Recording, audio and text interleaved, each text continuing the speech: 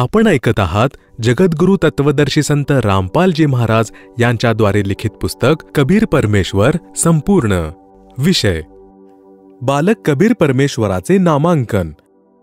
याची छायाप्रत याच पुस्तकात दिली आहे, जी आपण पाहू शकता. निरू म्हणजे नूर अली व नीमा सुरुवातीला हिंदू ब्राह्मणी होते. त्या कारणास्तव स्वार्थापोटी ब्राह्मण मुलाचे नाव ठेवण्यासाठी आले.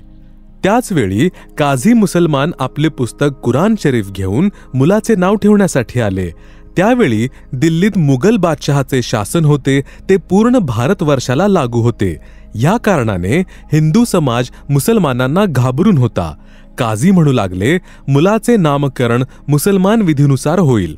आता हा मुसलमान झालेला आहे असे म्हणून काझीच्या मुख्य काझीने मध्येच कुराण शरीफ पुस्तक उघडले. त्या पृष्ठावर प्रथम ओळीवर पहिले नाव कबीरन लिहिले होते. काझींनी विचार केला, कबीर नावाचा अर्थ मोठा होतो. या छोट्या जातीच्या म्हणजे विणकर अर्थात धानक मुलाचे नाव कबीर ठेवणे अशोभनीय आहे. हा तर उच्च घराण्यातील मुलांचे नाव ठेवण्यायोग्य आहे.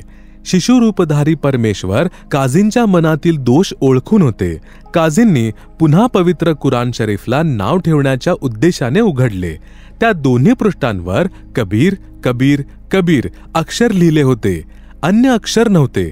काझींनी पूर्ण कुराणाचे निरीक्षण केले तर आणलेल्या सर्व कुराण शरीफमध्ये सर्व अक्षरे कबीर कबीर कबीर झालेली आढळली.